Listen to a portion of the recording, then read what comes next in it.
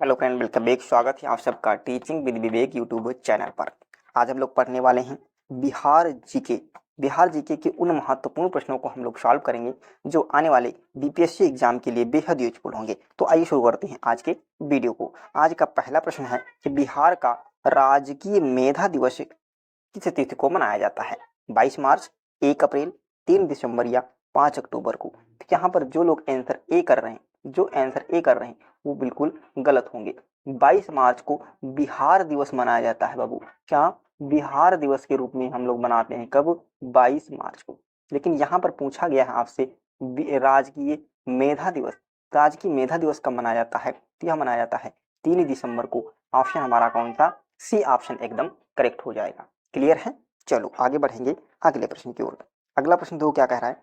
प्रश्न पूछा गया है कि निम्नलिखित में से कौन सी भाषा बिहार की द्वितीय राजभाषा है? बिहार की द्वितीय राजभाषा के रूप में किसे जाना जाता है? तो जो पहली पूछा जाएगा तो यहाँ पर ऑप्शन ए हो जाएगा। पहली राज्य की भाषा कौन सी हो जाएगी? फर्स्ट हम पूछेंगे तो हिंदी हो जाएगा, लेकिन दूसरी जब पूछा जाएगा तो यहाँ पर ऑप्शन हमको उर्दू देना है, यानी डी ऑप्शन हमारा जो होगा वह एकदम करेक्ट हो जाएगा। क्लियर है? चलो आगे बढ़ेंगे अगले प्रश्न की ओर। प्रश्न नंबर तीसरा क्या कह रहा है? तीसरा प्रश्न है कि बिहार सरकार द्वारा प्रतिवर्ष डॉल्फिन दिवस किस तिथि को मनाया जाता है? 5 अक्टूबर, 3 दिसंबर, 5 जून या 10 दिसंबर को? तो यहाँ पर ऑप्शन आपका कौन सा करेक्ट हो जाएगा? ए ऑप्शन हमारा करेक्ट होगा। 5 अक्टूबर को डॉल्फिन दिवस के रूप में मनाया जाता है, यानी ए ऑप्शन जो होगा वह एकदम करेक्ट हो जाएगा। आगे बढ़ें। चलो आगे चलेंगे अगले प्रश्न की ओर। अगला प्रश्न देखो क्या कह रहा है? प्रश्न है कि निम्नलिखित में से बिहार के किस जिले की सीमा नेपाल और पश्चिमी बंगाल से दोनों से स्पर्श करती है? इस प्रश्न को करने से पहले हमें मैप की जानकारी होनी चाहिए। तो चलो हम चलते हैं मैप की ओर। देखो यहाँ पर क्या दे रखा है? नेपाल। यहाँ पे क्या दे रखा है? नेपाल। और यहाँ दे रखा है पश्चिम बंगाल। तो नेपाल से कौन कौन से जो जिले हैं वह टच करते हैं? तो देखो कि नेपाल से आपका पश्चिमी चंपारण लगता है, पूर्वी चंपारण, सीतामढ़ी, मधुबनी, सुपौल, अररिया और किशनगंज। यहीं पर हम बात करेंगे पश्चिम बंगाल की। पश्चिम बंगाल से मात्र 3 लगते हैं, आपका किशनगंज, पूर्णिया और कटिहार। ये 3 जिले जो हैं ये पश्चिमी बंगाल से लगते हैं। तो देखो नेपाल और पश्चिमी चंपारण से दोनों कौन कहाँ से लगता है? तो यहाँ पर किशनगंज जो है या नेपाल से भी साझा करता है और पश्चिम बंगाल से। तो हमारा आंसर क्या हो जाएगा? किशनगंज। कौन सा? हाँ, किशनगंज। कौन सा आंसर हमारा करेक्ट हो जाएगा? यहाँ पर डी ऑप्शन जो होगा, यहाँ पर जो डी ऑप्शन होगा वह हमारा एकदम करेक्ट हो जाएगा। कौन सा? D option, Kishanganj. क्लियर है बाबू? चलो आगे बढ़ेंगे अगले प्रश्न की ओर।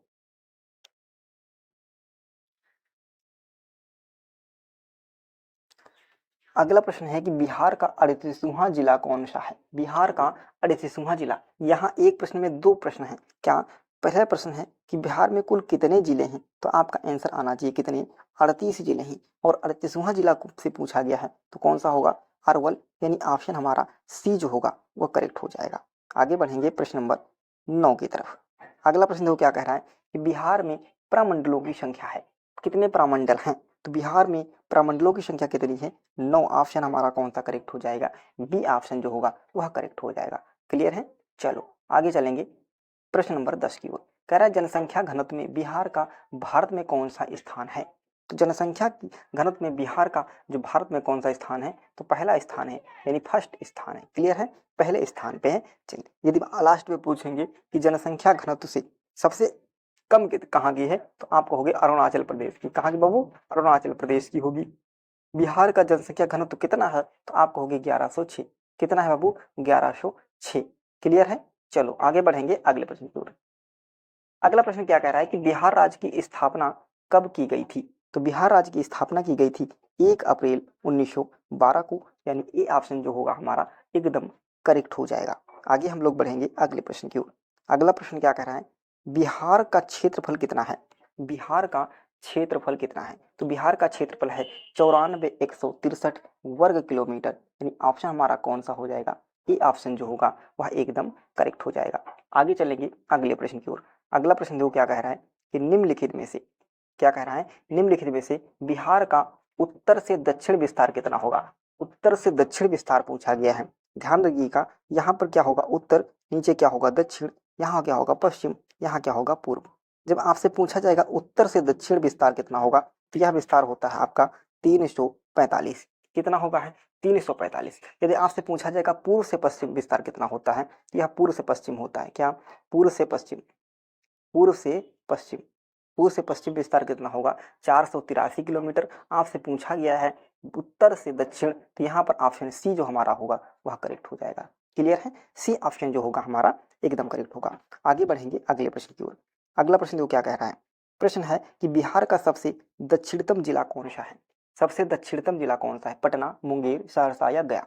तो यहाँ पर ऑप्शन डी करेक्ट हो जाएगा। कौन सा है, गया। गया जो है ये बिहार का सबसे दक्षिणतम जिला है। क्लियर है, चलो आगे बढ़ेंगे प्रश्न नंबर अगले की ओर।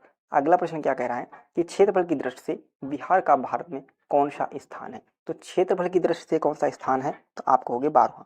क्षेत्रफल की दृष्टि से कौन सा स्थान है, 12वां। यदि बात करें जनसंख्या की दृष्टि से, जनसंख्या की दृष्टि से कौन सा स्थान हो जाएगा, तो तीसरा। जनसंख्या की दृष्टि से कौन सा स्थान हो जाएगा, तीसरा। तो यहाँ पर ऑप्शन हमारा कौन सा करेक्ट हो जाएगा, ई करेक्ट होगा। क्लियर है बाबू, चलो आगे बढ़ेंगे अगले प्रश्न की ओर। अगला प्रश्न क्या कह रहा है, अगला प्रश्न है कि बिहार का सर्वाधिक क्षेत्रफल वाला जिला कौन सा है। सबसे क्षेत्रफल वाला जिला कौन सा हो जाएगा, तो पश्चिमी चंपारण। ये ऑप्शन हमारा क्या हो जाएगा, करेक्ट होगा। आगे बढ़ेंगे अगले प्रश्न की ओर। अगला प्रश्न है बिहार का सबसे न्यूनतम क्षेत्रफल वाला जिला कौन सा होगा।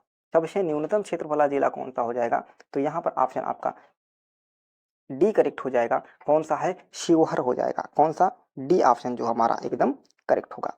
तो कैसा लगा वीडियो, कमेंट बॉक्स में हमें जरूर बताइएगा। यदि आप चैनल पर नए हो तो चैनल को जरूर सब्सक्राइब करिएगा। थैंक यू, धन्यवाद।